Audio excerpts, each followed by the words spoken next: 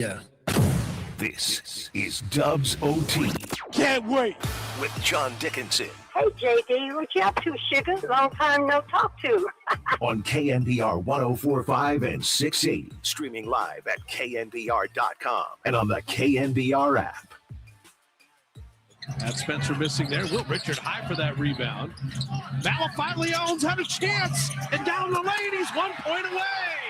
Show and go. Let the coach go. He's got 9 now, 1 point away from all 9 guys being in double figures. Oh, and Malafide-Leon's would come up just short, ending the night with those 9 points. But it was a feel-good night for the 9 Warrior players who did get into this one in Memphis. And what a difference a night makes for the Golden State Warriors is they do get the win in Memphis over the Grizzlies. Grizzlies, tough couple of nights for them as they lose to Sacramento, hadn't beaten anybody in over a month, and then lose to the Warriors without Steph, without Jimmy, without Draymond Green, of course, Kristaps Porzingis. Al Horford did come back and play in this ball game tonight for the Warriors, but really a complete performance and a strong win at Memphis to split the 2-game trip.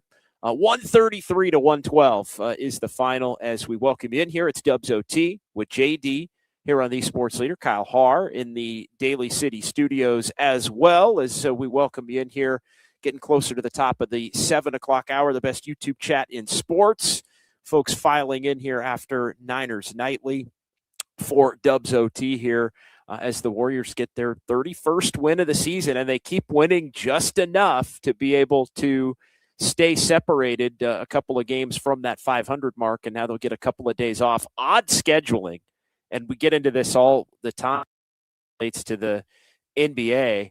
Odd scheduling with respect to the Warriors playing on Sunday afternoon, and then they fly on Monday to New Orleans, basically to play a back-to-back in New Orleans and Memphis, and now they're flying back to the Bay, and they get a couple of days off before they take on the Lakers and the Clippers, and then they fly right back to the southeast portion of the country, or they'll go to Houston and Oklahoma City again. You'd think you could get maybe New Orleans, Memphis, Houston, and OKC all out of the way on the same trip, and then maybe be able to come back home and have a more extended road trip. But that's nevertheless how the NBA rolls, and the Warriors are headed home after the back-to-back. But they do get the win over the tanking Memphis Grizzlies. And 808 KNBR, the number, 415-808-5627 if you want to jump in and join the conversation.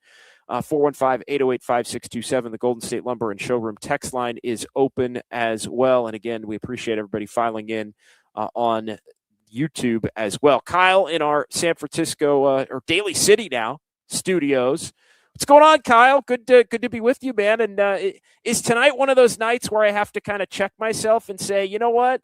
Maybe these guys are not the worst current roster that any team can put on the floor in the NBA, because the dramatic difference, and we started the show last night talking about how, oh my goodness, it really seems like the Pelicans, that's right, the Pelicans have a talent advantage on the floor. Tonight, it was actually the opposite. At tip-off tonight with the guys who were going for the Grizzlies, I thought, you know what? This is a group that the Warriors actually can hang with, if not aren't more talented than. And the Warriors just put it to them tonight. Ball movement, shooting, hustle, getting on the glass, and a real nice win for the Warriors group that had been maligned last night by how ugly that game went in New Orleans against the Pelicans. But happy Wednesday to you, my friend, and it's good to be with you again here as we have the quick turnaround in Dubs OT and a comfortable Warriors win on the second of a back-to-back against the Memphis Grizzlies to sweep the season series. Yeah, nice and comfy, and it's always good to see, especially with Steph and Jimmy out, it's good to see these other players start to step up. And you've seen that with the emergence of Anthony Melton. And we always knew Melton was going to be good, but he eventually found his footing. Al Horford has really stepped up. And now you get some Malafide-Leons in the first quarter and just an all around effort. No one was bad tonight. But it does beg the question, JD, that they were without Draymond tonight. They were without Draymond against Denver, and their offense both nights looked significantly better than with. Yeah, the flow was there, and the ball movement was there, and the shooting was there. And I think what you've seen is, the way Draymond has played lately. And let's be honest, the way Draymond has played offensively in terms of the shot more often than not throughout the course of this season, the Warriors are able to put guys out there with Horford who's a threat. I mean, when Horford plays and Draymond doesn't, it's a significant difference. And you look even on a smaller scale, and you give Steve Kerr credit. He went back to Brandon Podziemski in the starting lineup tonight, which I do think was the right call. Pat Spencer, it was the right call to flip it to Pat because Podziemski had been struggling, and Pat's been struggling here of late. And so he goes back to Podziemski, and Will Richard gets into the starting lineup tonight. Horford gets the nod at the center spot with Draymond out, and then you go Moody and Gui Santos. But when you have that five in particular on the court, there isn't a weak link in terms of players that have the ability to knock down an open shot if they get it. So often when Draymond is out there on the floor, teams immediately will treat him as kind of the obvious weak link and the guy that they'll just dare to shoot and sag off of defensively. And when you, even against a team where the Warriors are putting out there a lot of guys who are in the middle to the back end of their roster, Gui Santos is still a threat to knock down an open shot if you leave him. And Will Richard has shown that he can knock down some open shots if you leave him in the early part of his career. And what a night for Will Richard in this one, as he ends up leading the Warriors in scoring with 21, going back shades of the game in Sacramento in the early part of the year. Well, Will Richard went for an early career high of 30 points. He ends up going for 21. But there is something to be said for the fact that having five players out there on the court who are all capable of knocking down a shot, what that does for the spacing, especially with the offense that the Warriors are trying to run right now, where they are looking to really move the rock around and drive and kick. And look, I mean, it is rare that you see the Warriors be able to do to anybody what the Warriors did to the Grizzlies tonight in terms of just dribble penetration, put their head down, get to the basket, get into the paint touches for easy buckets, paint touches for kickouts. And again, the game is completely different when you come out and you're knocking down the three ball from the outside. The Warriors were doing that again in this game. As you look up into the first quarter, the Warriors had knocked down 5 of 12 from 3-point range. And as I mentioned, the talent disparity wasn't quite what it was last night, where you look around and you go, damn, the Pelicans really do have much more talent than the Warriors in terms of the guys who are actually on the floor going head to head. Tonight, it didn't feel that way with even, the Warriors maybe going a little bit deeper into the bench with Will Richard getting the nod. Podziemski was back out there. You just thought, man, Podziemski, Richard, Moody, Gui, Horford, that's a much better group than Ty Jerome and Gigi Jackson and Jalen Wells and Prosper and Small, who hit a couple of threes as the game went on. It just felt like, man, the Warriors, for as depleted as they are, they had the raw talent advantage, and then they went out and proved it with the way that they played, getting into the paint. 18 points in the paint in that first quarter of the Warriors' 34. You look at the assist totals, which are always a key indicator for Golden State, and they wind up with 10 assists on 14 made baskets in the first quarter. For the game, the Warriors wind up moving the rock in a major way. 37 assists for the Warriors on 49 made field goals. They had 58 points in the paint to the Grizzlies' 44. They did a number on the glass with hustle, 48-34. The Grizzlies, when they have their guys, before some of the trades that they made, they do have the tendency, at least through the years, to be a bigger team. Obviously, when they had Jared Jackson Jr., obviously when they've had Edey available, Aldama can be a bigger player. But the Grizzlies are real small right now. And it was a scenario where the Warriors had an advantage, had a big-time advantage in terms of kind of the size and the skill to be able to put their head down and get the ball at basket. And man, the Grizzlies defense was just atrocious in this one. The Warriors ball movement offense, the drive and kick was there, the cutting were there. I mean, how many times did the Warriors just drive and then the defense completely collapses and there's just a throw behind to the basket for an easy dunk? Or how about the Malavi Leones play where he gets the ball out at the 3-point line, deciding if he wants to wide open take a long distance three or then just cruise all the way into the lane. That was some of the worst defense I think I've seen any team play in the NBA this season by the Grizzlies throughout the course of this game. But the Warriors up 3 at the end of that first quarter, 34-31. You fast forward to halftime, and the Warriors able with a big second quarter to expand the lead, a 40-point second quarter for Golden State to lead at the half of this one, 74-53. And you look up, and the Warriors hit 13 threes in the first half. Memphis had only hit 7.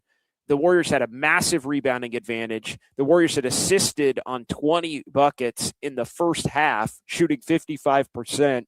Did they wind up 50-40-90 for the entire game? Because they were 50-40-90 for a good chunk of the game. And yeah, you look up 53%, 41% from three-point range, 19 of 46. This game felt a lot more like the Denver game than the game that the Warriors played, obviously, last night against the Pelicans. And they didn't wind up 90 from the free throw line, ended up 84.2 and 16 of 19 overall from the free throw line. So not quite a 50-40-90 display, but pretty close to a 50-40-90 display, and impressive for the Dubs to be able to move the ball and, again, take advantage of the Grizzlies. But the Grizzlies are just, yeesh. That was a grotesque group that the Warriors were opposed by in this ball game tonight. So 808 KMBR 415-808-5627. Grizzlies made their run after the Warriors had been up by as many as 24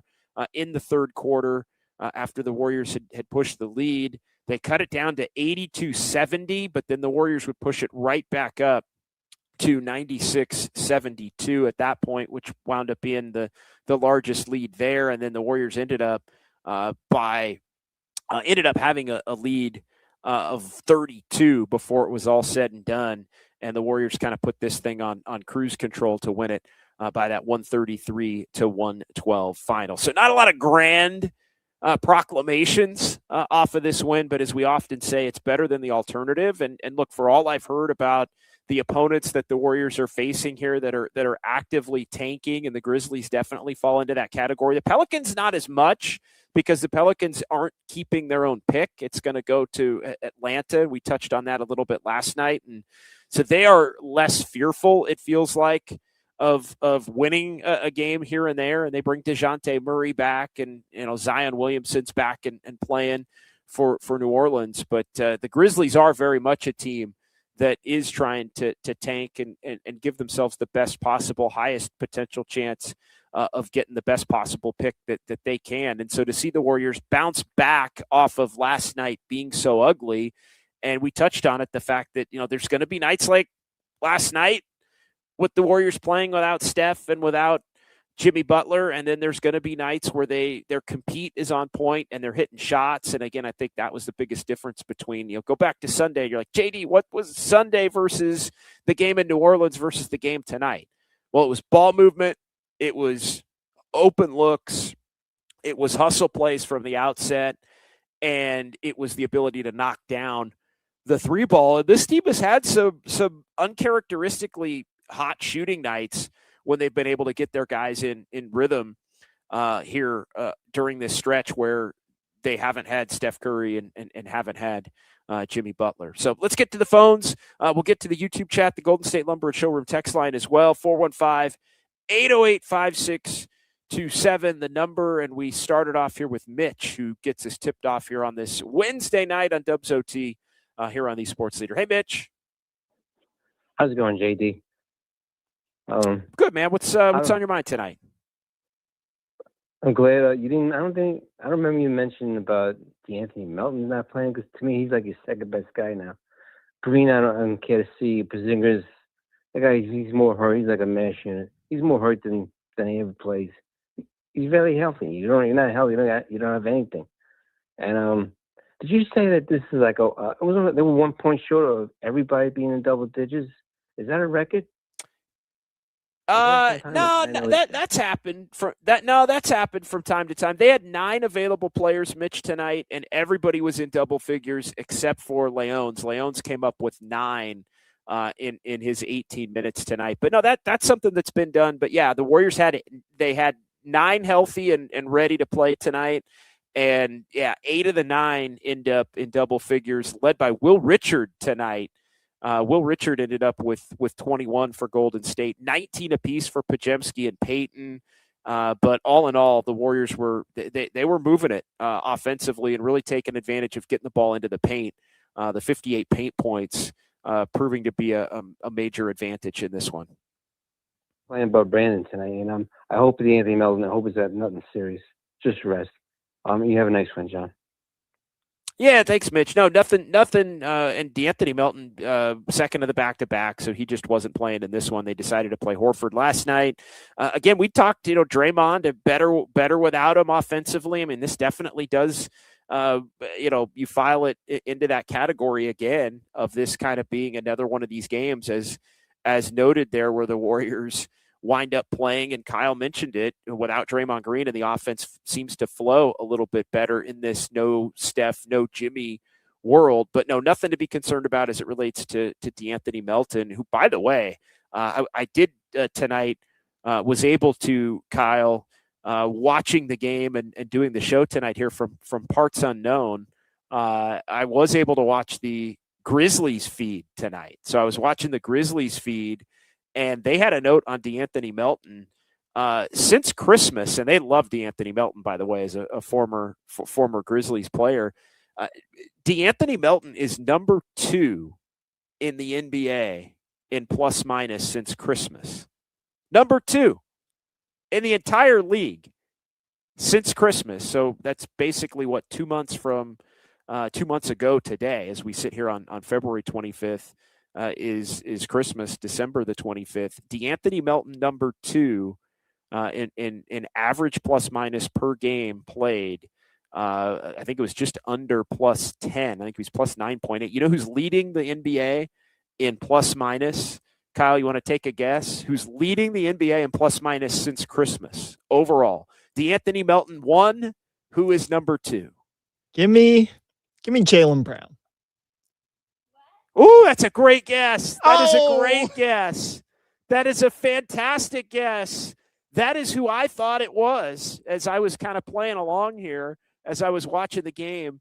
And it is not Jaylen Brown, but you got the team right. It's actually Derek White. Wow. And he's actually not had a good shooting year. No, it's Derek White again. So we're 4 months into the season, so it's basically the last 2 months. So the last half of the season to this point we're talking about. But yeah, D'Anthony Melton, number 2 in the NBA and overall plus minus. He obviously didn't play tonight, but Derek White, number 1 in the NBA. I thought it was Jaylen Brown, and they were going back and forth. Pete Pranica and Brevin Knight were the broadcast duo. The old Stanford point guard, Brevin Knight. And at one point, the play-by-play guy said, well, it's a Celtic. He gave a clue. And I thought, it's got to be Jaylen Brown. And Brevin Knight guessed Jaylen Brown. And I guessed Jaylen Brown. And he's like, nope, it's actually Derek White. So, but D'Anthony Melton, number 2 in terms of the positive impact that he's had. To Mitch's point in Jersey, Kyle, about him being the second best player. Him and Horford have been number 2 and number 3 here next to Steph for quite some time, going back since Jimmy Butler went down. Yeah, I feel like, and look, it's great when Melton can give you 20 points a night, but he doesn't need to do that in order for him to be effective. And that's kind of been the argument for Pods, not to make this about Pods, but is that he does all the little things so good, but the thing with Pods is that he hasn't shot the ball well enough where that, if we are talking plus minus, the plus minus isn't always there.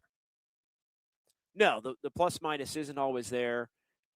it usually is there for Podziemski, but the shooting is what's often not there for Podziemski, and I think that's the thing that frustrates people the most. And look, I think his raw impact, if he can just get a more consistent shot, then I think that's where you start to feel comfortable with him being able to get out there and make some mistakes in some other areas, because the consistent shot's going to offset those kinds of mistakes. So 808 KMBR 415-808-5627. Dubs OT with JD. Warriors win tonight 133-112 as they get the job done over the Memphis Grizzlies to get their 31st victory of the season. And the Warriors essentially, as we talk about every night, locked into the play-in tournament in some form or fashion. They improved to 31-28.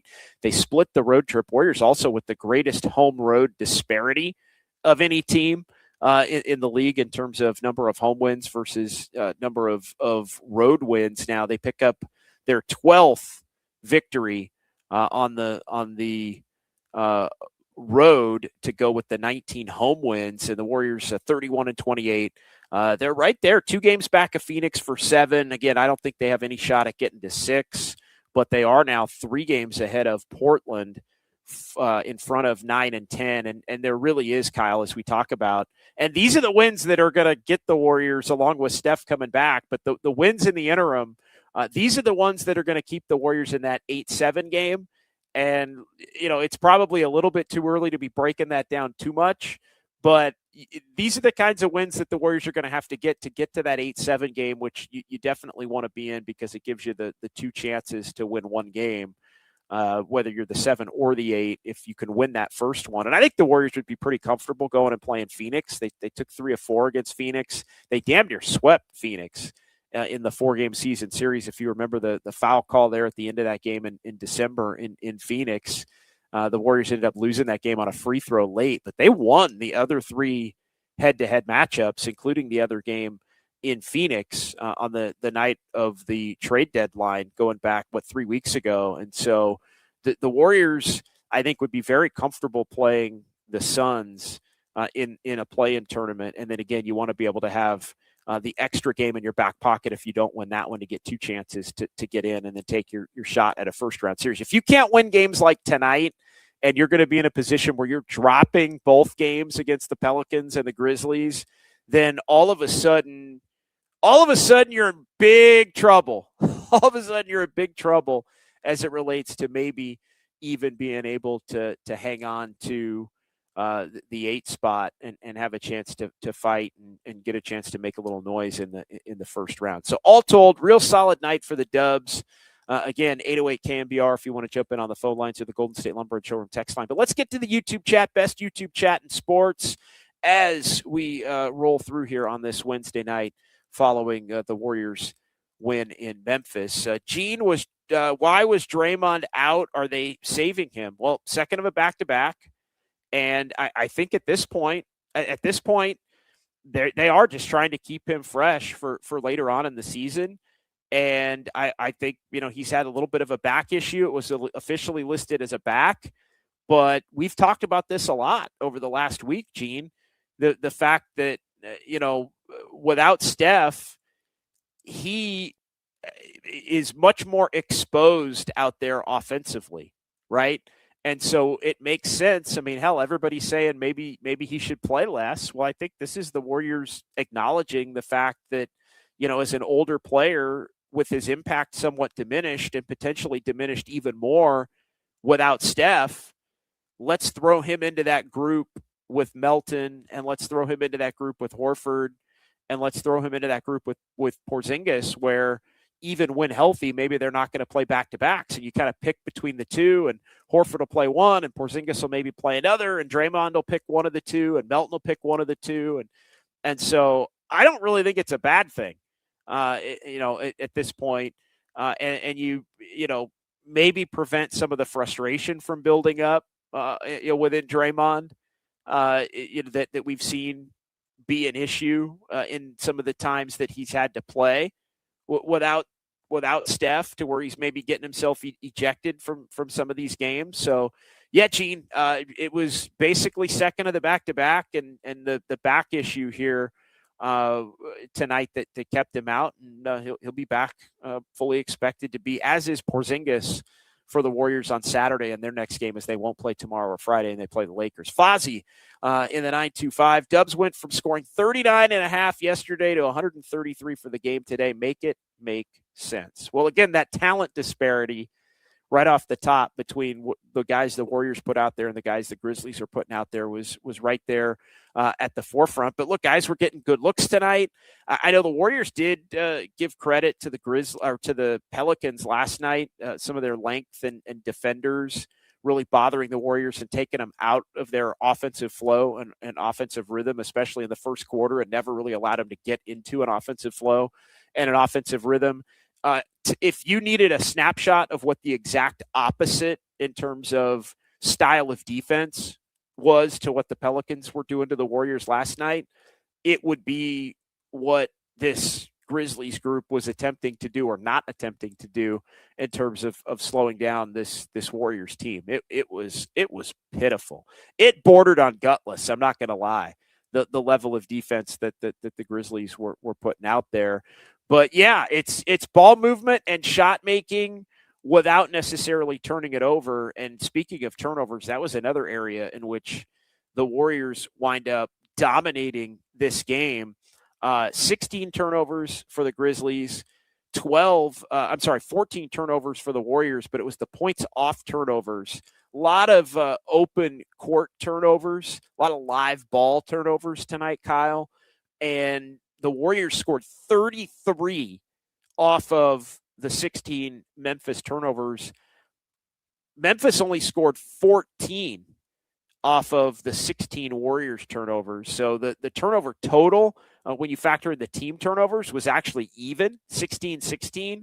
But the Warriors scored twice as many points, 19 points in a game they won by 21 was their advantage in points off turnovers. And that proved to be the difference. At least one of the differences, in addition to the overall three-point shooting, in which the Warriors had an advantage there. But the Warriors' advantage in three-point shooting was only 19-17, and the Grizzlies essentially matched them in terms of three-point shooting when the night was over. 17-41, a little under. In fact, the Grizzlies shot 0.2 of a percentage better percentage-wise, but the Warriors knocked down 2 more on 5 more attempts. So basically, Warriors a +6 on the 3-ball, but the Warriors end up being a +19 points off turnovers, and they wind up being a +14 in the paint. That's where Golden State ultimately was able to win this game against Memphis. Good comment from Fozzie. Let's keep it rolling in the chat here. JMU22, don't even know how I feel about this win against taking Memphis. We may have even lost it without Dre. I don't know about that. I mean, the Warriors were comfortably ahead, really, for 2.5 quarters. They were comfortably ahead. And I thought should have been up more even at the end of the first quarter than they were. Remember, Gigi Jackson hit that bank shot into the quarter, three-pointer that cut a 6-point game. It was apparent from the very jump that the Warriors were extremely comfortable offensively and able to get into a flow offensively. And just apparent that they were going to be able to kind of carry that throughout the course of the night. And it was, again, the ball movement, the cutting, the open looks, all of those things. I mean, just take the win, honestly. And JMU, I don't think it matters really in the big picture. I don't think it's some glowing statement about this group that the Warriors currently are playing with, other than the fact that they competed even more shorthanded than they were last night tonight. Yes, against a lesser talented opponent than they faced last night, but they went out there and they played well. And so I think you do get credit for that. What does it mean, again, in the grand scheme of things? Well, it means probably when we look up on April 12th, the difference between being in that 7-8 game that we talked about and being in the 9-10 game.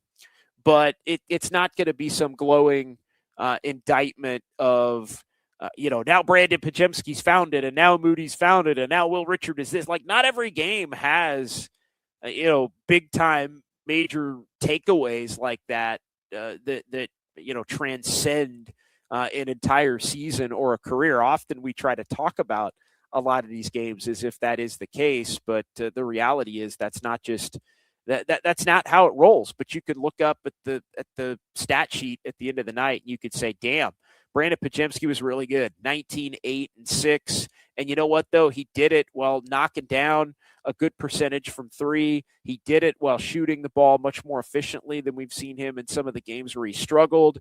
And you saw him make a big-time impact. You saw Pat Spencer, plus 23 off the bench, 9 assists, kind of running the show.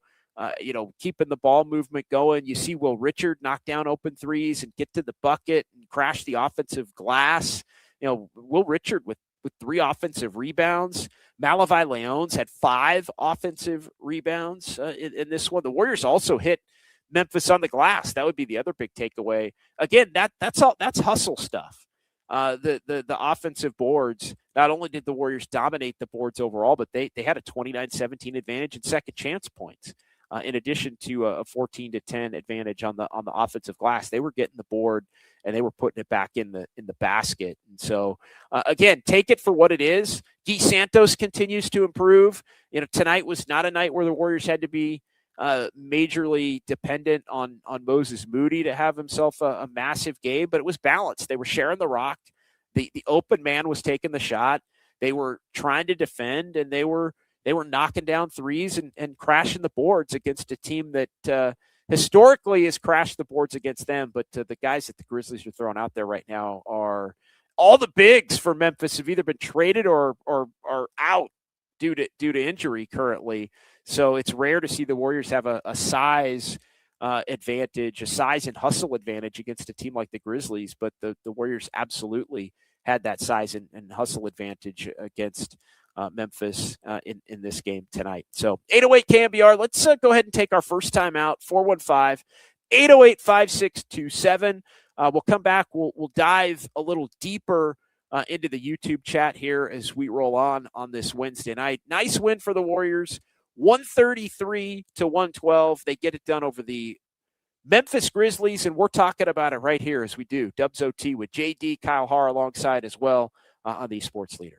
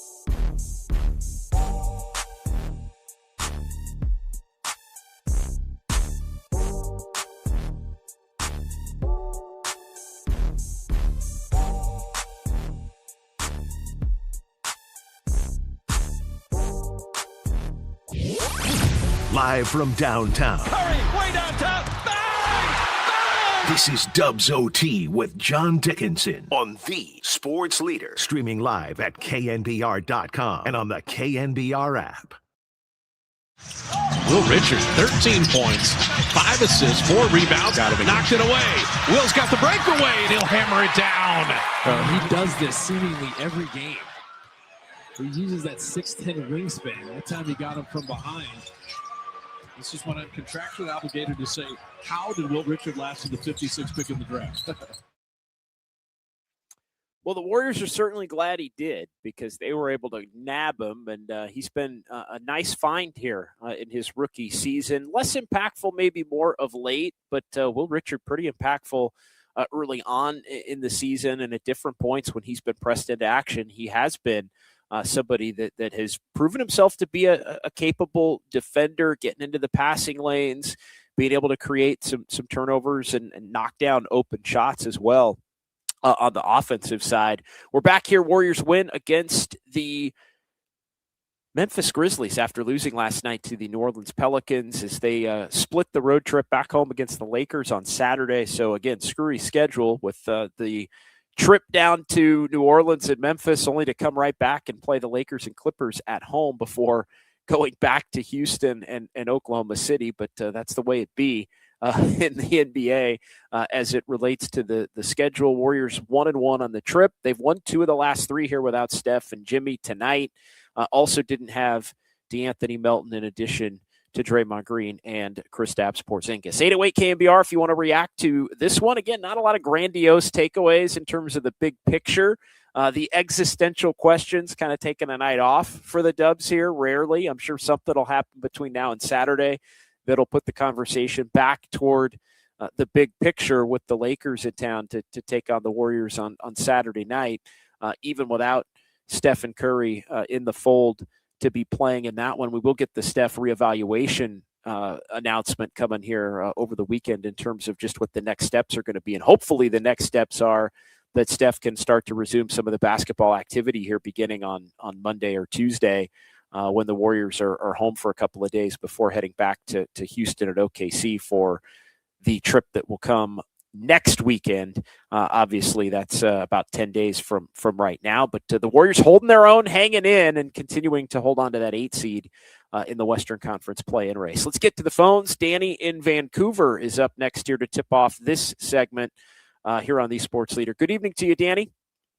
Good evening, sir. You sound a little off today. You a little bit of a cold, or just been working so hard? Just working. Maybe Okay. a little different headset, maybe a different mic tonight with All the right. headset. All right. Might not be as full. Maybe the voice is a little It's a little tick nasally. off. Yeah. Okay. All right. That's all right. Yeah, You're doing back to backs, right? You had a lot I of minutes. am. Right? I have a lot of minutes. No, and I did have the 10-2 today as well. And full disclosure, Danny, I have been battling a little. I have been battling a little something the last maybe 5 or 6 days. But I feel like I'm on the mend from. I feel like I've got it in the rearview mirror. But yeah, it maybe a little different, maybe a tick different tonight. Okay. Well, I hope you stay healthy. So, I thought that was a fun game tonight. I mean, obviously we know, we don't have to rehash. Memphis is terrible and they're tanking like crazy. But I appreciate the effort tonight. I thought the young guys are getting a lot of reps. I think that's good. If nothing else, they're just kind of going through reps and we're moving the ball really well. It was kind of like some of the old Warrior basketball. So I was really, really happy about that. I just wanted to point out that the guy really every game I seem to be more and more impressed is with Gui. He's really skilled. He has a good handle. He's very cerebral. Doesn't make a lot of mistakes. And my feeling is he just seems to be growing in confidence. I know they did the stat line from the last, I think, 11 games or something. He's averaging, 15 and almost 15 and 6 and 3.7 assists, something like that. So my question to you, sir, is what's Gui's ceiling? Because I'm wondering now, could this be kind of a diamond in the rough? So I'd love to hear your thoughts on that. Thanks, JD. No, I think it's possible. I think what he's in the midst of proving at a minimum here, Danny, is that he's a bona fide, every night top 7 or 8 rotation player. And we've seen the Warriors have some guys that you think are that, and then they can't always necessarily stick in the rotation.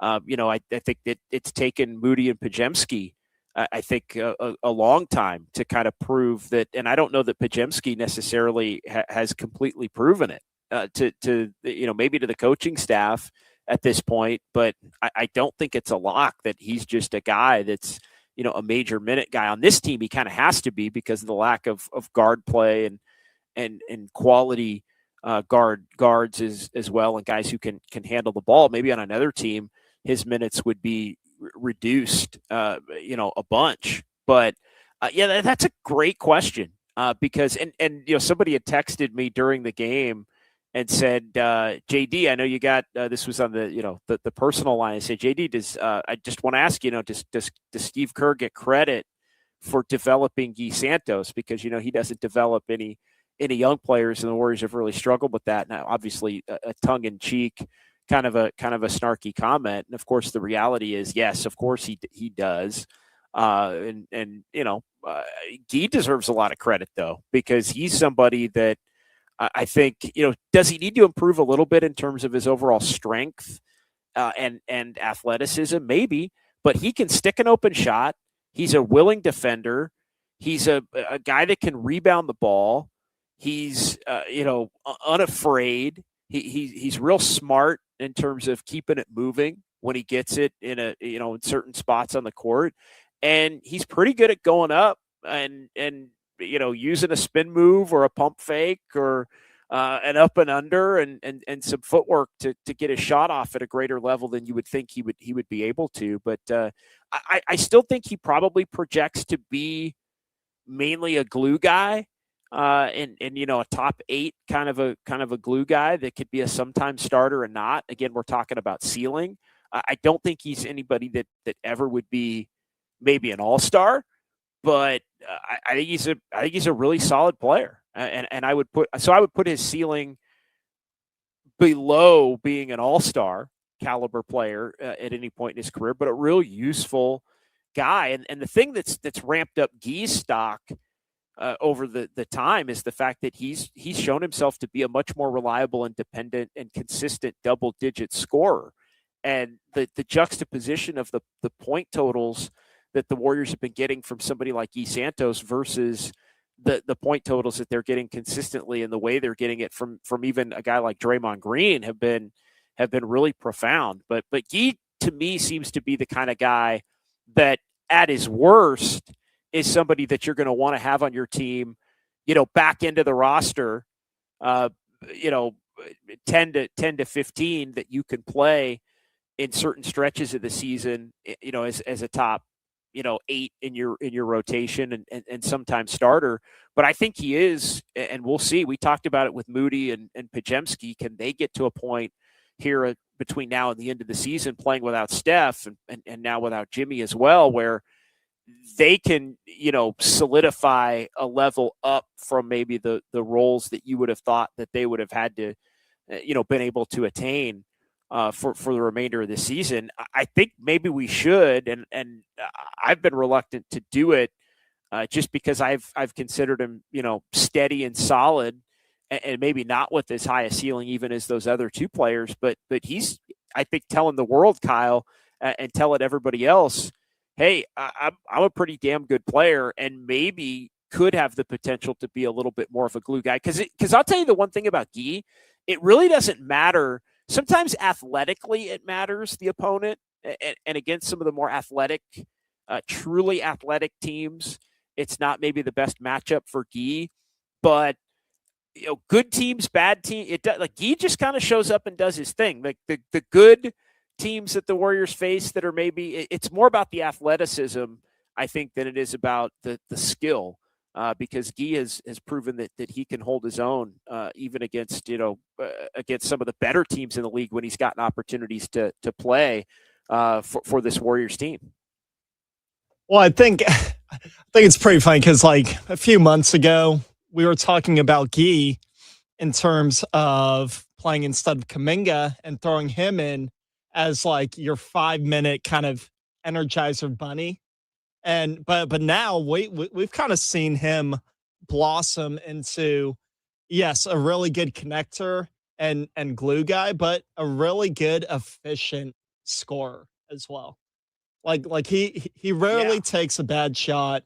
It always seems like, you pop up into the box score, 14 points, 5 for 7 shooting for Santos. So yeah, real efficient, and yeah, you get a good bang for your buck. 415 here, the Golden State Lumber and Showroom text line.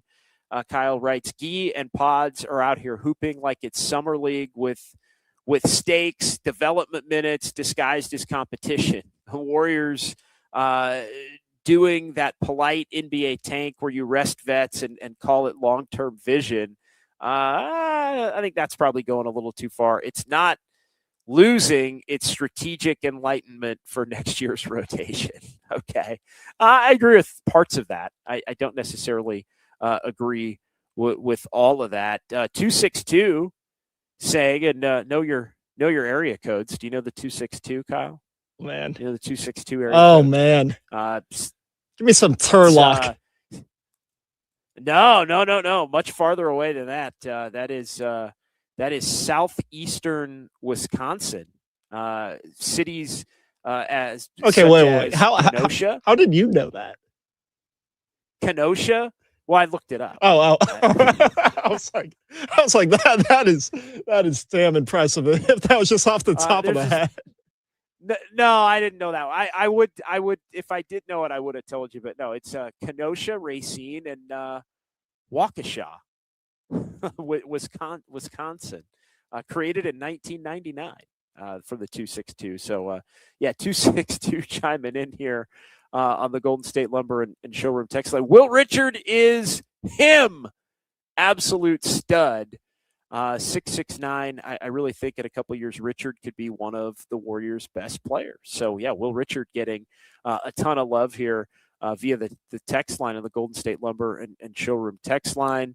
925 had to go there as it relates to Draymond, as many people are. Warriors beat the Nuggets without Draymond, the cancer, lose the next game with Draymond, and then win the next game without Draymond, the team cancer. Again, not going to go that far, but again, people are going to, I think, take the Warriors, look, they've won the last two where Draymond didn't play, and they both, once against a good team, another against a tanking team, and the flow and the style of play were definitely on point for the Warriors in each of those games. So which thing, and I don't even think Draymond played terribly last night, but you know what was terrible last night, Kyle? The Warriors offense was terrible last night. So, and that was with Draymond even getting out in transition a little bit and not having maybe one of his worst offensive performances of the season in the game last night as it went on. 5-1-0. This was early in the show.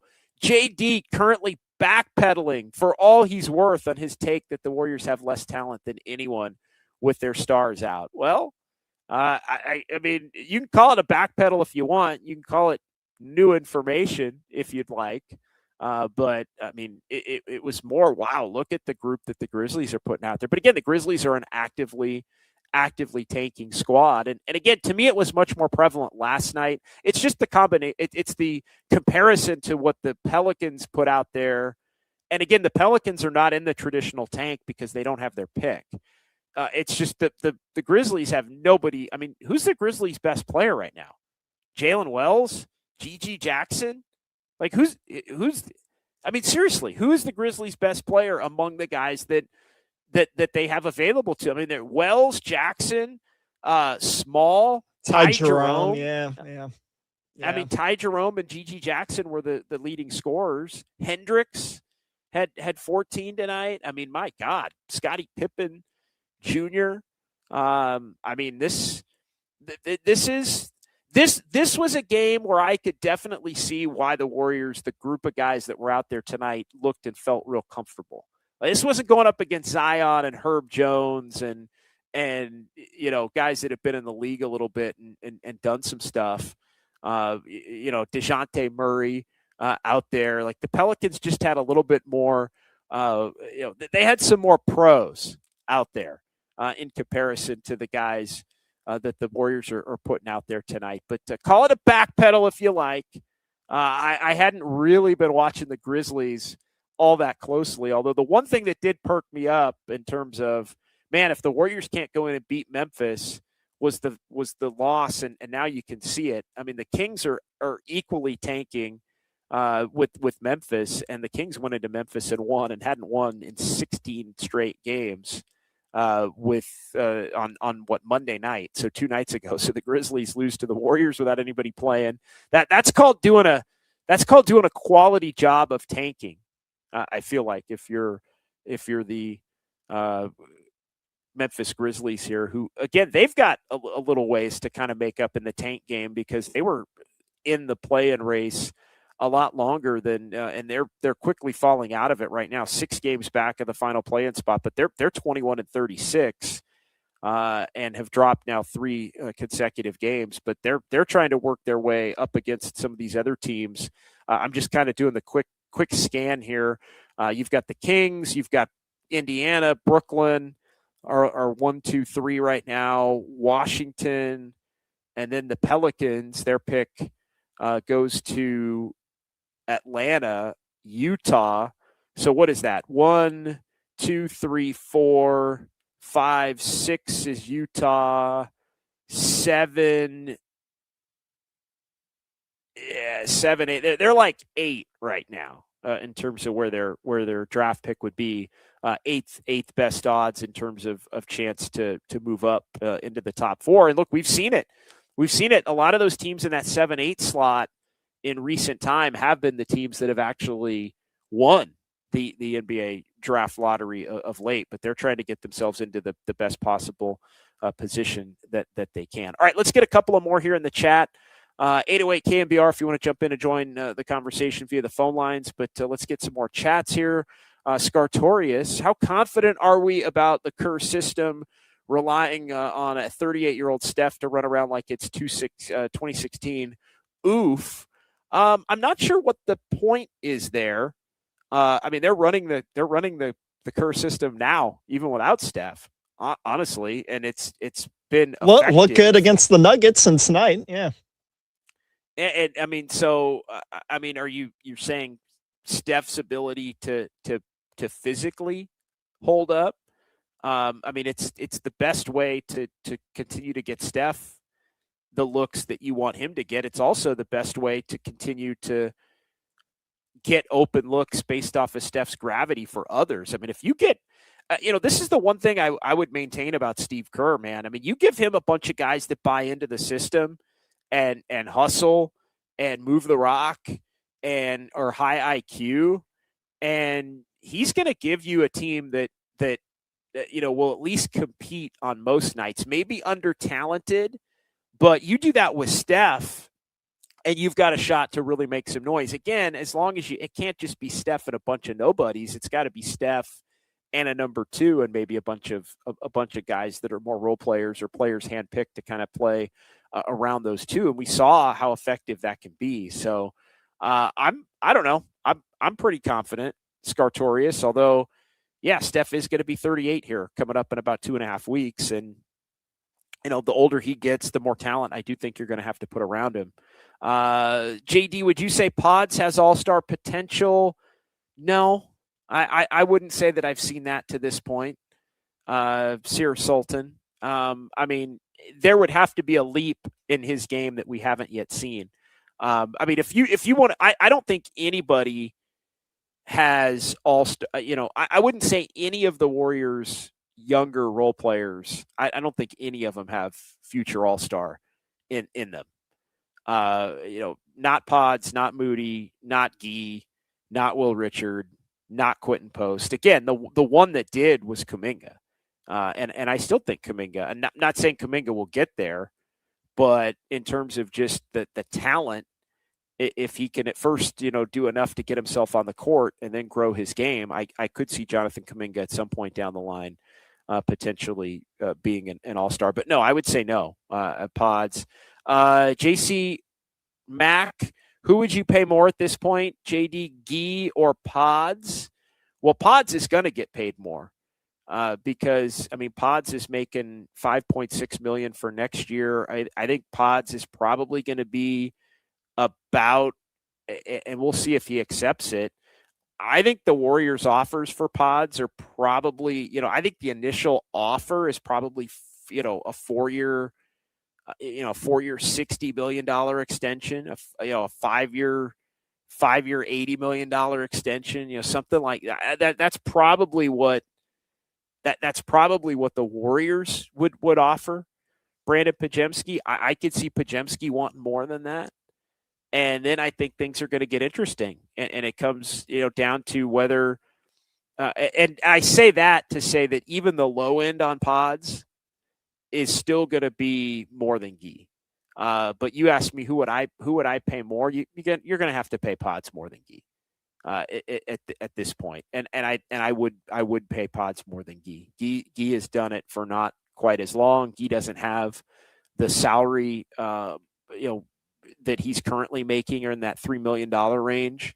So to me, you give Gui his max 120%, raises in terms of the ability to move from him, and Pods is going to get, I think, significantly more. I think Gui is probably going to get.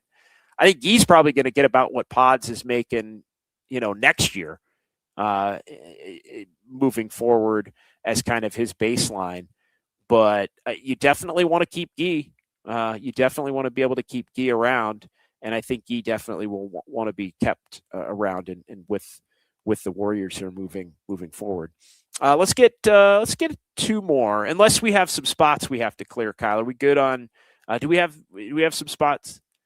All right, 1 more, and then we'll get out here. Make sure we get everything in before the top of the 8 o'clock hour that we need to. Brian Banks, 8570. Too bad Moody, Pods, Richard can't keep anybody in front of them on D. It's glaring. Yeah, hit or miss. Pods is pretty good when he keeps his body in front of the guy at taking the charge. But he does get blown by. Richard does get blown by for as good as he is in the passing lanes.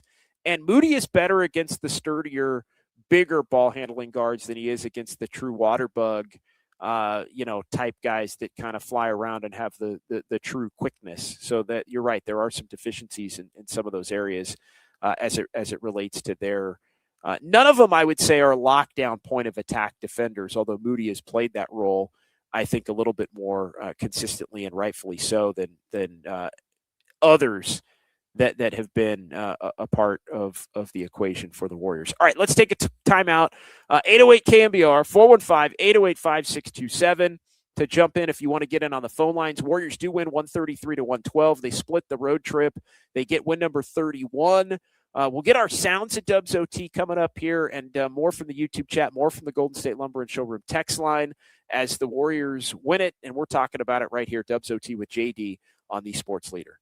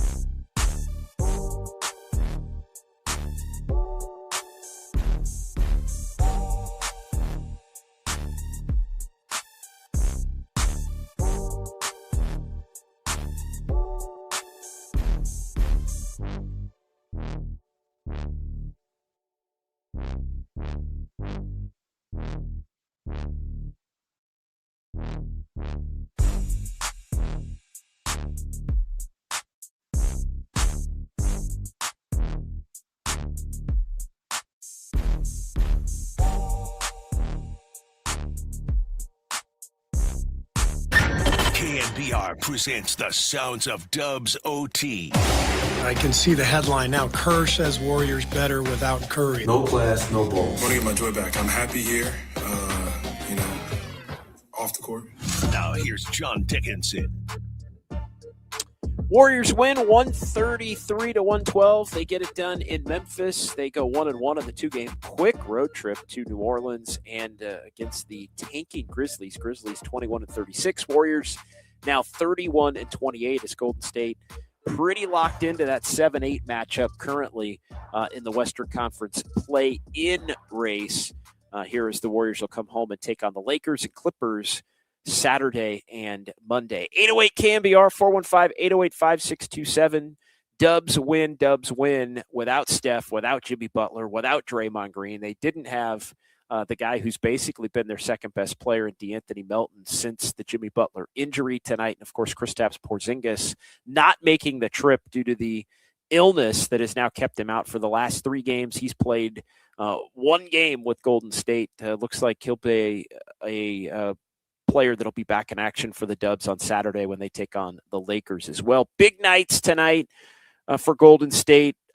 Will Richard leading the Warriors in scoring with 21 points in 30 minutes. Brandon Podziemski and GP2. GP2, Kyle, is somebody that hasn't gotten maybe the run that he deserves.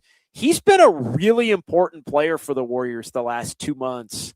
Not only in the lead up to the Jimmy Butler injury, when the Warriors were playing, their best basketball of the season in that 12-4 stretch, but he's actually also been somebody that on a lot of nights Steve Kerr has really counted on, and he's delivered. Not every game, but in terms of some of the cutting and the easy buckets and the defense and the nights where he is hitting shots, which obviously isn't every night, but the nights he is hitting shots, the Warriors found themselves being pretty tough to beat on those nights. GP's been kind of underrated this year. That's one thing I'll say.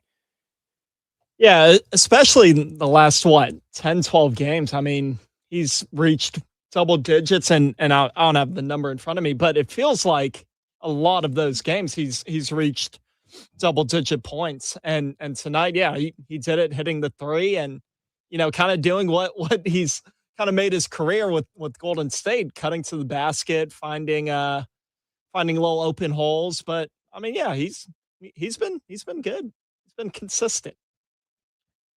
Yeah, no question. And so that I think is somebody that could potentially be around on a minimum type deal to hang with the Warriors here moving forward as the Warriors look to try to, keep a lot of the guys who've been able to help them this year. But again, of course, going to have to look in the offseason to try and improve that roster to get that window we talk about pried open a little bit to a greater extent in terms of contender status again. We'll get back to more texts coming up here, but let's get to our Sounds of Dubs OT and also back to the YouTube chat on this Wednesday, the second of the back-to-back. More from the chat coming up, but let's go ahead and hear from Steve Kerr, a couple of Steve Kerr clips, and then we'll hear from Moses Moody weighing in on Malavi Leones, who was, dare I say, impressive in this game. He looked real comfortable playing against the Grizzlies, G Leaguers, and back into the roster guys. I will say that. Malavi Leones feels like the kind of guy that would be on the Grizzlies and go up against the Warriors. You're like, where'd they get this guy? He's kind of athletic and can do some things. And I don't know. It seems like what's funny to me is he kind of moves like a baby giraffe. Like he's kind of throwing his body around. He's got a little Kyle Anderson Yeah, that's a good call. That's a good. There's a little Kyle Anderson to Malavite Leones. So we'll hear from Moses Moody on that, but let's hear from Steve Kerr tonight, really crediting Al Horford and talking about the Warriors in really a quiet, comfortable, emphatic win, even woefully shorthanded. Yeah, the way the ball moved, spread the floor. We really played through the post quite a bit. Al was fantastic. Went to him early to establish the post, and he created a lot of advantages for us. And then they started doubling him, and we were able to move the ball really well. 37 assists, and just a really good night for everybody who stepped on the floor. Missing so many guys. Thought Malfi was awesome. Just the energy, defending without fouling, creating some problems for them at the defensive end of the floor, and then making some nice plays on offense too. It was fun to watch him play. And he is somebody that is a noted quality defender, even going back to his college days, and now in the G League, and somebody that has the ability to move up and down as a current two-way player. So he was impactful. How about Al Horford? In the post, Al Horford, the three-point shooter, but the Warriors have used Horford more as somebody to kind of throw the ball to in the high post a little bit, throwing it down to him low a little bit, getting those paint touches, and then allowing for the cutters and the kickouts and the ball movement to be able to extend from that. And, Steve said it, and I kind of chuckled. I know you know where I'm going, Kyle. Hey, this team's going to be held together in the absence of Jimmy. And at the time, it wasn't the absence of Steph, although it's proven to be the absence of Jimmy and Steph. But Steve said, hey, we're leaning on DeAnthony Melton and we're leaning on Al Horford. And that's why we're in a place to where the goal kind of remains the same. And he really, what he was saying was he didn't think that this team was going to, really crater in a major way, lose 10 in a row or 12 of 14 or something like that, to where you look up and you're thinking, should they be tanking? They're going to win enough games here or there. And a big part of it is the veteran presence of both Horford and Melton. And I was a little skeptical at this stage, especially given the fact that those guys can't play every single night. But I'll be damned. Steve's been right on as it relates to that. All right, let's hear another one from the head coach on Gui Santos. Gui tonight, 17 points. He was plus 21. He had 4 assists to go with 3 boards, knocked down a 3. Just does a lot of little things. A little bit of defense. He'll block a shot here. He'll pick up a steal there. He'll get an offensive rebound here. He'll block his man out. A little bit of everything, but Gui's been scoring. And what's changed for Gui Santos in the mind of Steve Kerr? He's taken another step this year. Gui has. Last year he was a very important role player for us. Number one on the team in plus minus. After the Jimmy trade, he really solidified that role. And but now he's become more on ball as a creator, post up guy. The step through move that you saw, which was incredible. He has the ability to play point guard when the other team is pressuring us. He's really a versatile player, somebody we really value. So there you go. The ability to run some stuff through him. That's another one, Kyle. He said a couple of weeks ago, and we brought it up after I was about a beer and a half in at Harmonic, and we're gonna run some stuff through Gui. And I like, you're gonna what? You're gonna, huh? Excuse me? You're gonna run some stuff like almost a la Jimmy a little bit, like a poor man's Jimmy with the season-ending injury. And again, I'll be damned if Steve wasn't right about that. And Gui Santos has been somebody that's been able to be impactful a lot more, greater chunk of the time that I would have anticipated even being possible. All right, let's get another one from Kerr, just kind of on the differences between the way the Warriors came out and played last night in New Orleans versus the way they came out tonight. Again, 2 different teams in 2 different places when you compare the Pelicans and the Grizzlies. But what did Steve think was for the better in this matchup tonight against Memphis? Yeah. And you know, the ball needs to go in. I mean, we made, I think, 21 threes against Denver, 19 tonight. Last night, the shots didn't go in. We lost. But the process did feel better in both the Denver game and tonight in terms of creating advantages and ball movement and rhythm. So yeah, that's the formula for sure. And we got to continue to plug away. I'm really enjoying coaching these guys. They've been great. Just the energy, the enthusiasm, supporting each other. It's a really fun group. Yeah, and that is something that I think we've definitely seen is this group does like each other. Again, we can quibble about how talented they are consistently if they have to play a lot of games without Steph, but I do think when you put a group of players in the spot that these guys have been put in without the top two stars and with Draymond kind of having a more faded and inconsistent role, when you put these guys in this position, you really do allow for the cream to rise to the top.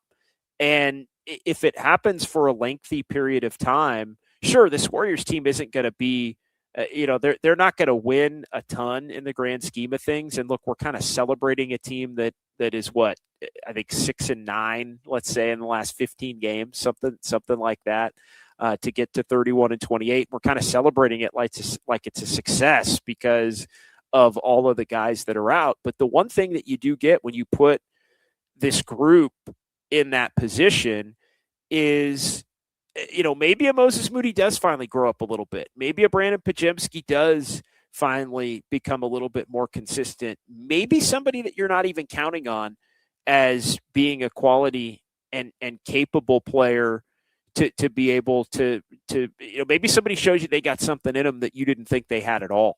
And that could be, I think, the potential, for somebody maybe like a Gui Santos. But the only way that it works is if everybody truly likes each other and is on the same page and shares the common goal.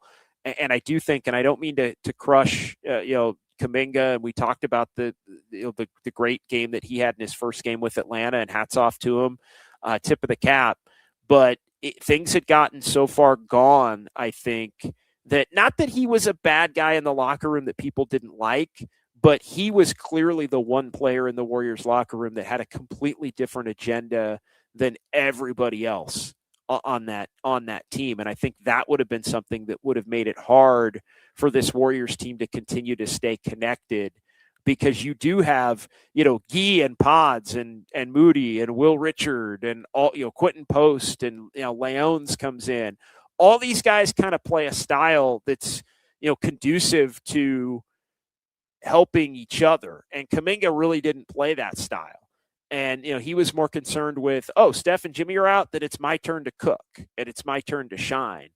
And again, I'm not saying that in a manner of like it's on him or he's selfish or anything like that. It's just a matter of, I think there was too much friction, and to where I do think, Kuminga could go on and be a great player with Atlanta for the remainder of this season, and that's going to be the best thing for Kuminga. And I still would maintain it gives the Warriors the best chance to further evaluate through the remainder of this season for the guys that they're going to want to have around, because Kuminga could have been really good between now and the end of the year for the Dubs, and it still wouldn't have meant that he was going to be back next year. It still would have been basically a different version of the same in terms of, okay, now who are you going to trade him for? Because with this team closer to whole, you'd have the, you'd want to be able to move him at that point. So, all right, let's continue with one more here, as it is Moses Moody chiming in here, asked about Malavi Leones, who I think had the most impactful young game of his career here tonight.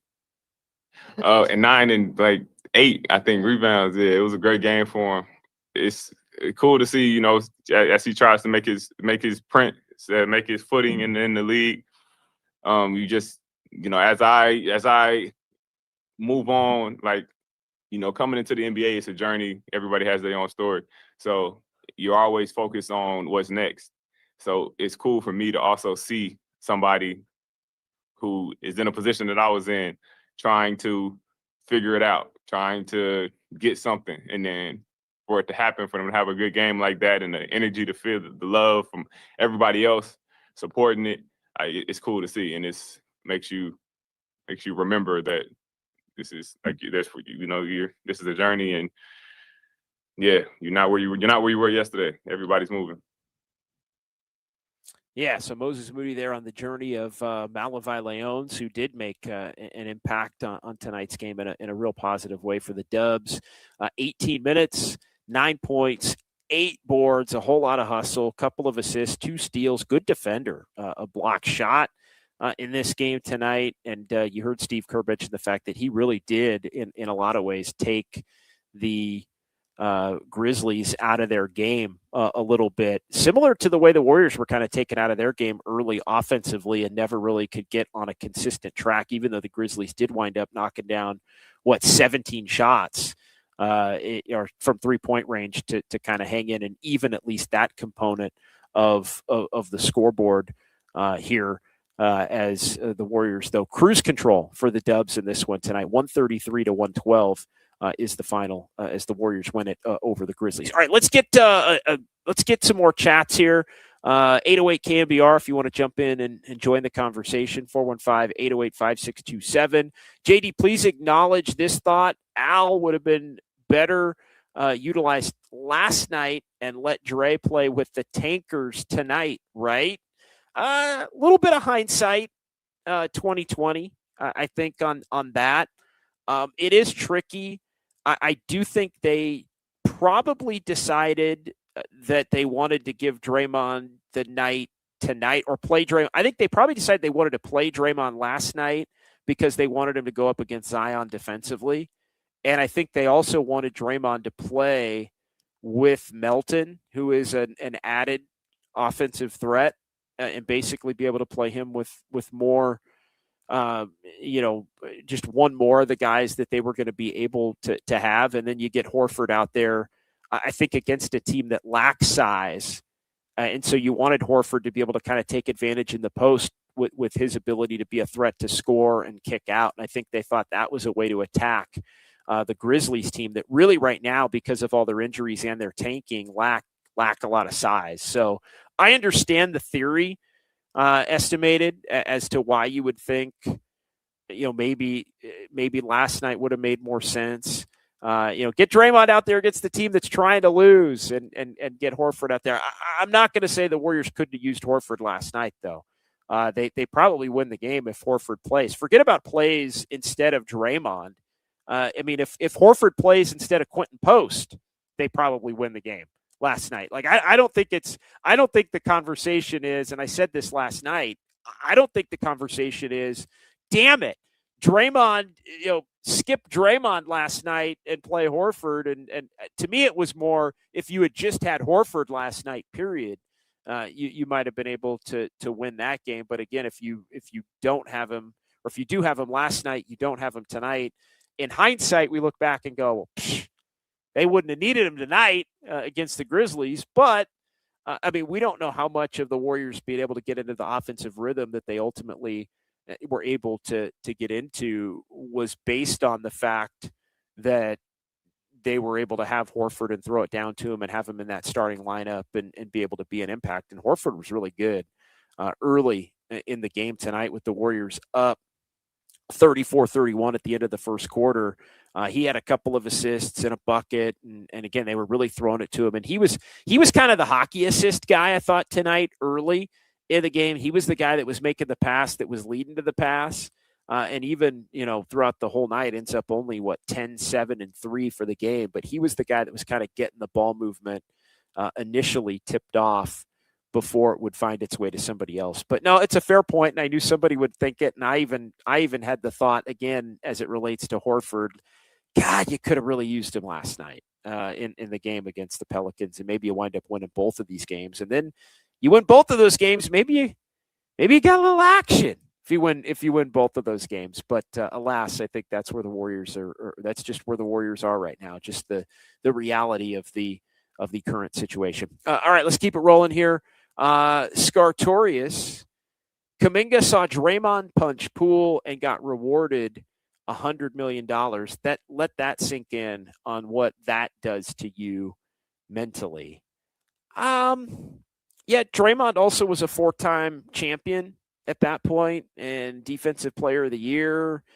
And, I don't know. I mean, if you've got the talent, you're always going to be afforded some leeway on some bad behavior. That's just the reality of it. I'm not sure that I roll with that, with that connection. But I guess more to the point you're probably getting at is just a young player gets popped, and then the player who pops him gets rewarded, and it kind of makes you feel like, as a young player, like you don't maybe matter as much, or it's going to be harder to grow up on a team surrounded by, a vet that would maybe do that mentally. So that I can acknowledge. And I think that's probably more kind of thinking it through where you were going with it. A couple of more here before our next time out. JC Mack, what JK did last night, similar to what most of the Dubs did tonight, thrive on a lesser opponent. Also fair. Yeah, no question. But again, and I mean, those of you that heard last night's show, and I talked about it on the show with Greg Silver, the 10 to 2 show here on the Sports Leader today. My goodness, that the game that Kuminga played tonight or last night for Atlanta against Washington, that was not the let Kuminga cook game. That was Kuminga basically, putting his game in the box of, yes, you could take some corner threes. No, you're not taking any mid-range or wing threes. Yes, you can drive and get to the basket and layup or dunk. If it's not any of that, though, you're keeping the ball moving and you're hustling, you're rebounding, you're getting out in transition. Like it was basically the exact game. It was the Sean Marion game. Like it was not them putting the ball in his hands and letting him go to work. But he did take advantage of a lesser opponent last night. But again, more power to him. I just think, nationally it was sort of discussed in some ways as if it was some breakout. It's like we've seen Kuminga have that game with the Warriors before. We've also seen Kuminga kind of be unwilling to do a lot of the things that he was, at least for last night, willing to do with Atlanta. So time will tell on that one. But again, 1 for 1 on the Kuminga front as it relates to his time with the Hawks. And again, good for him because he did the work and he did play well. So not going to throw any shade at that. All right, let's get a couple of more here. 808 KNBR, lottery pick is pretty much out of the question. It's pretty much a guarantee no lottery pick for the Warriors. Well, not necessarily. Remember, if you make the play-in and you don't make the playoffs, so you could be the 7 seed. And if let's say you're the 7 seed at the end of the season and you lose the 7-8 game, and then you lose to the winner of the 9-10 game. And so basically you would have to lose twice at home, right? You'd lose the first game to the 8 seed at home. You'd be home again because you're the 7 seed. So basically you're the best of the play-in group. You lose 2 at home. You don't make the playoffs at that point. You would miss the playoffs. And so at that point, you're probably looking at the 14th pick, maybe the 13th pick. But that still technically is a lottery pick. It is a lottery pick. And if you remember last year, who won a play-in game and then lost their second play-in game and then went and won the lottery? The Dallas Mavericks. The Dallas Mavericks last year won a play-in game in Sacramento. They were the 9-10. They were actually 10. They were the 10 seed. They went to Sacramento. They knocked the Kings out in the 9-10 game.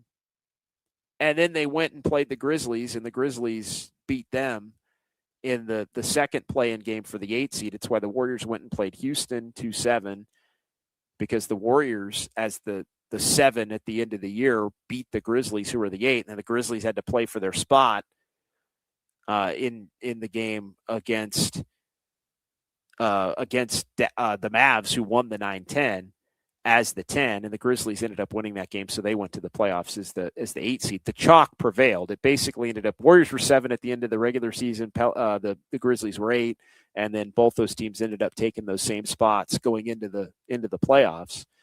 But the Mavs at that point were right there at the end of the lottery with among the lowest odds, and their ping pong balls came up with their number combination to where they ended up getting the number one pick. So never say never, although it is extremely rare and, not something that you would think would necessarily occur in consecutive seasons. All right, let's take a timeout. This will be our final timeout. We'll come back and we will wrap things up on the other side. We'll get a couple of text messages, Golden State Lumber and Showroom text line. We'll kind of look around the NBA in terms of some of the scores tonight, and also we'll look at the standings a little bit as well and look ahead to the weekend with the Warriors taking on the Lakers and then the Clippers Saturday and Monday. More from the YouTube chat as we roll on here. We'll go to about 8:50, 8:52 tonight here as it is Dubs OT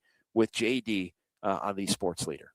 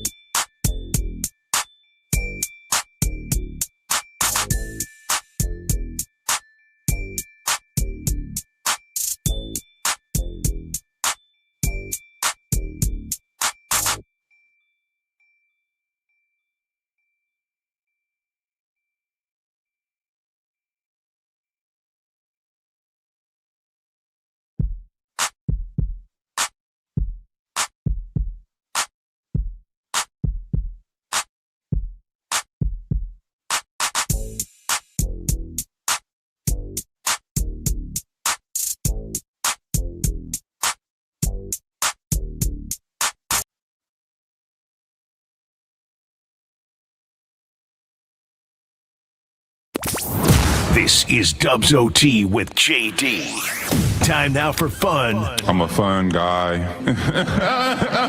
With numbers. No, I'm just having fun. On KNBR 104.5 and 680. Streaming live on KNBR.com and the KNBR app. All right, welcome back.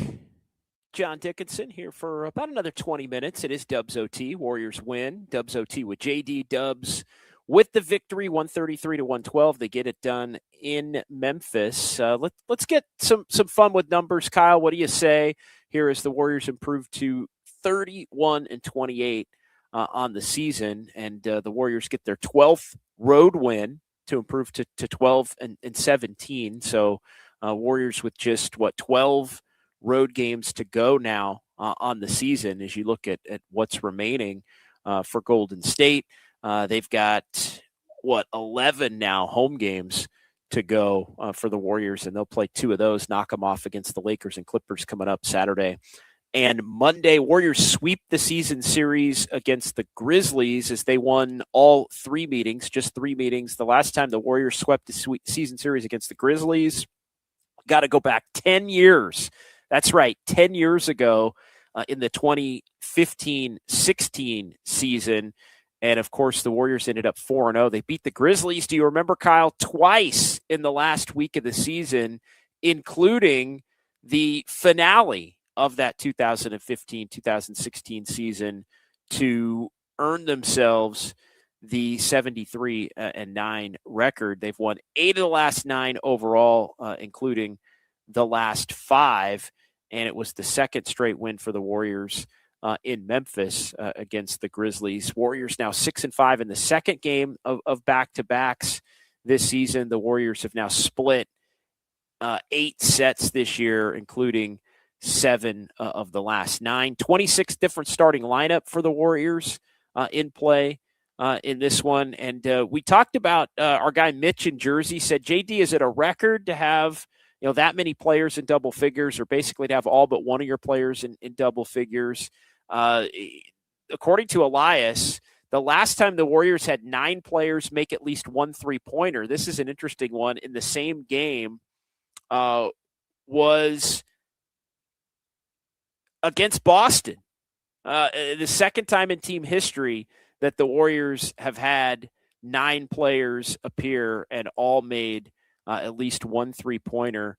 That happened again this season as well, December the 2nd, when the Warriors against the Thunder had 11 that made at least 1 3-pointer. So no Steph Curry, no Draymond, no Jimmy Butler. The Warriors are now in this year 3-4 all this season when they haven't had all 3 of those guys. They beat the Cavs in December. They beat Denver a couple of days ago, and now they win against Memphis tonight. So the Warriors, when they haven't had those 3 in the time that all 3 of those guys have been on the roster, the Warriors are now, interestingly enough, 3-4 in 7 opportunities. Dubs shoot 53% from the field, 14-3 now, 5-2 on the road when they make at least 50% of their field goal attempts. And again, Will Richard, team high 21, third 20-point game of the season. He's been in double figures 3 of the last 4 games. Again, his career high 30 in Sacramento going back to November. Podziemski, by the way, Kyle, happy birthday. We celebrate birthdays on this show. Happy birthday to Brandon Podziemski, 23 for Brandon Podziemski today on his 23rd birthday. Pods, 19-8 and 6 assists in this game. Moses Moody had 14. You look at Gui Santos, who had 17, scoring in double figures 11 of the last 12 games, including the last 4. And Malavi Leones, his first career 3-pointer, also had career highs in points with 9, rebounds with 8, assists with 2, steals with 2, and minutes. So definitely a career night for Malavi Leones as the Warriors win this one in Memphis. All right, back to the Golden State Lumber and Showroom text line. The 707. That game was Kaminga's FU game to the Warriors. I think so. It's a fair assessment with the 27 points against Atlanta last night. The 209 why does freaking Kaminga go off after we trade him? Again, we talked about it earlier. Motivation is a hell of a thing. And again, you can't basically think, you can't basically state through your agent that you think the Warriors are it's the Warriors' fault that you haven't thrived, and then go elsewhere and not play your ass off. So he was able to do that, and I think you give him credit for the ability to do that as well. Also, 650, is it possible to restructure Curry's contract starting next year in this way? Expect salary per year divided by 2 times expected years on playing time. Example, if Curry plays 4 more years, it's $60 million per. They give him 8 years. It pays him $30 million a year. That gives the salary flexibility. No, per the collective bargaining agreement, you cannot. You cannot do that as well. So no, he's on the contract that he's on, and when that contract is up, you'd have to negotiate a smaller deal. You cannot restructure current years on a deal in the manner that you had explained it. So yeah, good stuff tonight. Golden State Lumber and Showroom text line. Let's get back to the YouTube chat, Kyle. We'll look around a little bit. Actually, no, I want to look around a little bit at the NBA here tonight, just kind of on the scoreboard as the Warriors get the win. We talked about that. Philly tonight, 135-114 win over Indiana. I got the wrong night. That was last night. Sorry. Detroit beat Oklahoma City tonight. Lighter night tonight than last night. Detroit won at home against Oklahoma City. Was watching a lot of that game in addition to the Warrior game. 124-116 for the Pistons with the victory over the Oklahoma City Thunder. San Antonio wins in Toronto, 110-107. The final in that one is Victor Wembanyama. Didn't shoot it well, only 12 points, but they get 21-point night from Vassell and a 20-point night from Fox and all of their starters in double figures, and they pull one off as they get it done at Toronto, winning that one 110-107 as Brandon Ingram had a shot there at the end to try to tie it and force it into overtime that went for naught. So San Antonio continues to just be blistering here throughout the close to this season. Can San Antonio win it all this year, Kyle? I'm starting to think maybe they can, and they are only now 2 games back and 1 in the loss column of Oklahoma City for the best overall record in the Western Conference. And currently Detroit, believe it or not, with the win tonight, moves into the best record in the NBA. Remember when we were talking about the Thunder going 73-9 and maybe challenging for the best all-time record? The Pistons now have a better record than the Thunder. And the Thunder have the second best record in the NBA, and the Spurs are hot on their heels. San Antonio, again, they are smoking hot right now. They've won 10 consecutive games. They are 42-16, and I'm starting to wonder, could they win the NBA title this year? Kyle Haar, what do you think? Ooh, they have to be one of the favorites. I still think I wouldn't put them ahead of OKC just yet. I think next year I would probably put them as the favorite. I don't know what their contract situation is like, and if they have to move some pieces, but I mean, yeah, they're a good squad. They're playing. I'm starting to think they can get it done this year. I think Wemby is that good, and I mean, their other young players have really fallen in line. A lot of those guys that they had, they'd hung on to for the most part over the years, and so they win tonight in Toronto.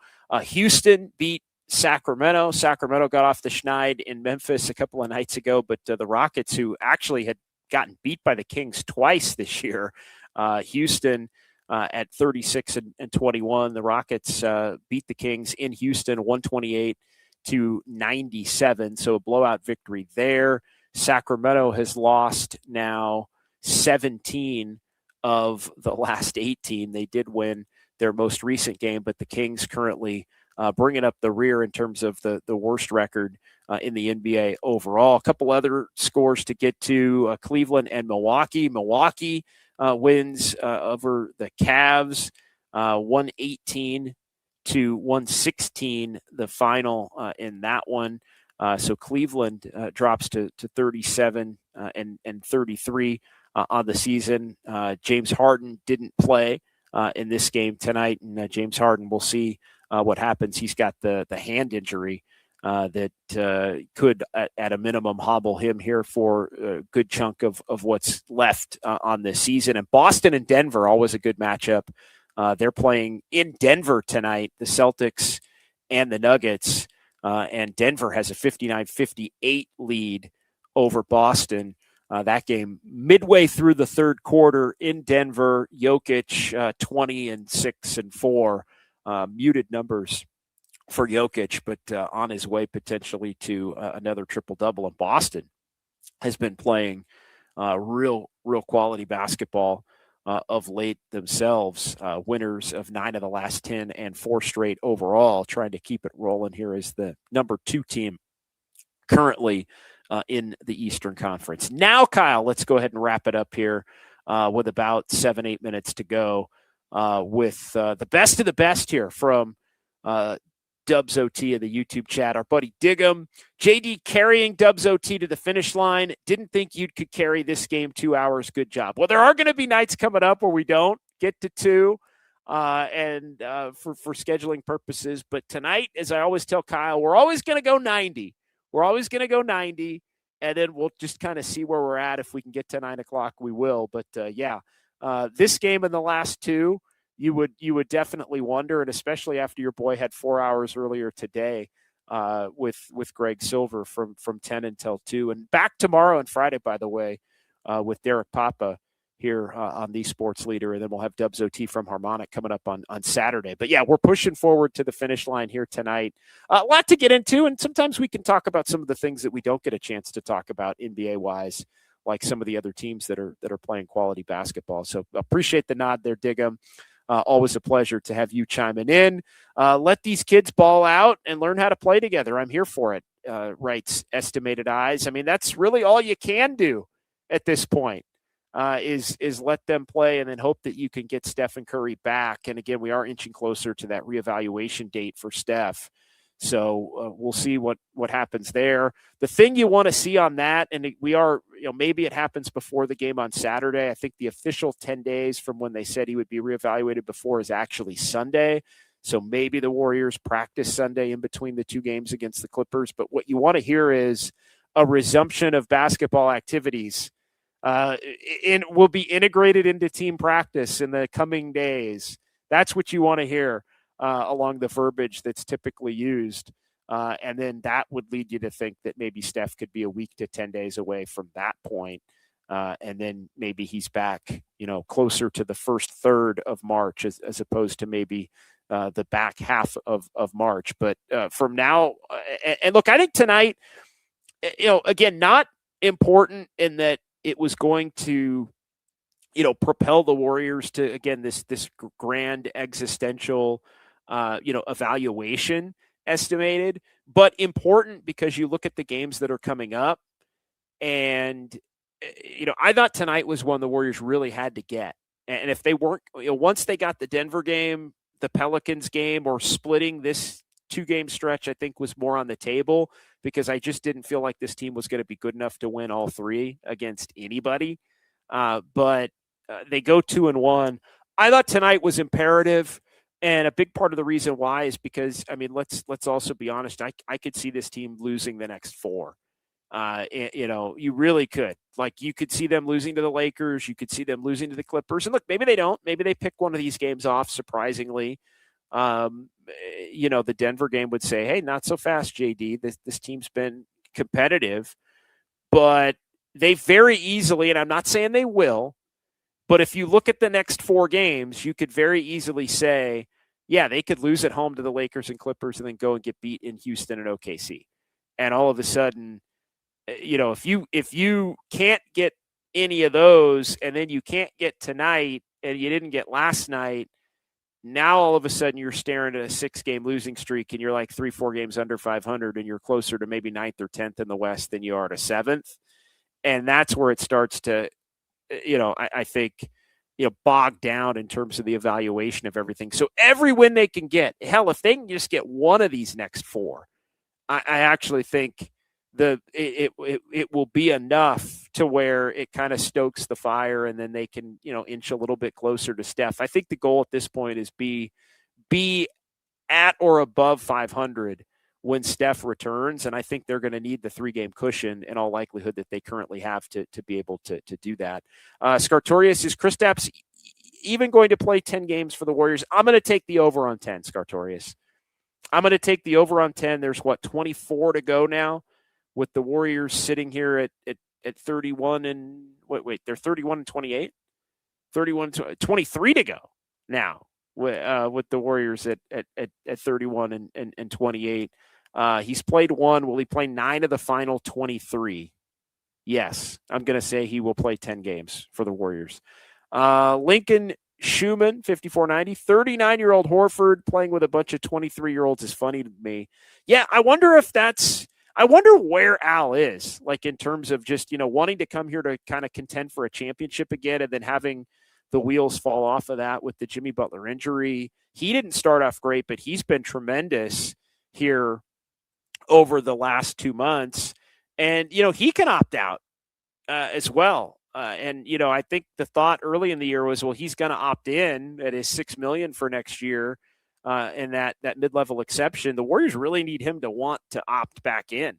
That would be a dramatic loss at this point if he doesn't come back for another year coming up moving forward. But as well as he's played, I do think he would have suitors. It's just going to be a matter of, does Al think the Warriors give him the best chance to contend if it is about contending for a title, or would Al look to maybe go somewhere else and try to get back there? A little bit different maybe for Al, because Al has won now a title with Boston a couple of years ago. But yeah, the Warriors are definitely going to need to want, to get Al Horford to want to be able to commit to coming back to them next season. Let's get a couple of more here. JD, when Dre plays over Horford, then the Warriors are the worst roster. Okay. Gotcha. Joke's on you. All right. That's right. When Horford doesn't play and Draymond does, and that team is the worst roster in the NBA. Yeah, that's not great, but it did look that way. And look, it won't be the last time. If I'm telling you, if this team continues to have to play, look, they're getting enough wins to where it's not keeping everybody from the worst possible scenario. But yeah, that Grizzlies squad that was out there tonight will definitely give the Warriors a run for their money in terms of worst current rosters. All right, let's get to our comment of the night. Now, time for the Dubs OT comment of the night. San Jose Jazz fan 8 back in the leader, back as the leader. JD, my grandiose takeaway is that our Spencer is better than their Spencer. Wow. Has there ever been a game where Pat hasn't been better than Cam in the head-to-head matchups? Cam has not played. He plays well against other teams, but he has not played well against the Warriors. And I don't know if they noted it on the Warriors telecast tonight. Pat Spencer's team has never lost to Cam Spencer's team when they've both played. In the 3-0 season series sweep for Pat over Cam and the Warriors over the Grizzlies here. But yeah, Cam was not good. And Pat was really good for the Warriors in this one tonight. All right, that's going to do it. Big thanks to everybody in the YouTube chat. Big thanks to those of you who called in particular in the first hour. A lot of really good text messages on the Golden State Lumber and Showroom text line as well. Thanks to Jordan Pertari, who I saw there in the Daly City studios with Kyle for handling a lot of the sound. Kyle, appreciate you, my friend. Anybody we left out tonight, and a couple of quick final thoughts for you. Yeah, we had some Ryan McCarthy hanging out, even All right. a Kyle Chung. No wonder why they won. Chung finishes with plus 40. Wow, Kyle Chung plus 40 tonight, making up for that even performance last night, of course. You had to know the Warriors won that Kyle Chung either came into work or just came in to hang out with the crew. one or the other on a Wednesday night in Daly City. So thanks to the Kyles, thanks to Jordo, thanks to Chips McCarthy, thanks to everybody in the chat. I'm back tomorrow and Friday with Derek Papa, in for Adam Copeland from 2 p.m. until 6 on Dirty Work. And then we're back with just Dubs, 1 hour edition, 10 a.m. until 11 on Saturday, and then Dubs OT from Harmonic Brewing in Thrive City after the Warriors take on the Lakers on Saturday evening. We'll talk to you then right here on the Sports Leader. Emirates Cup or bust? Oh, hell yeah. First of all, you got to start off liking each other. Big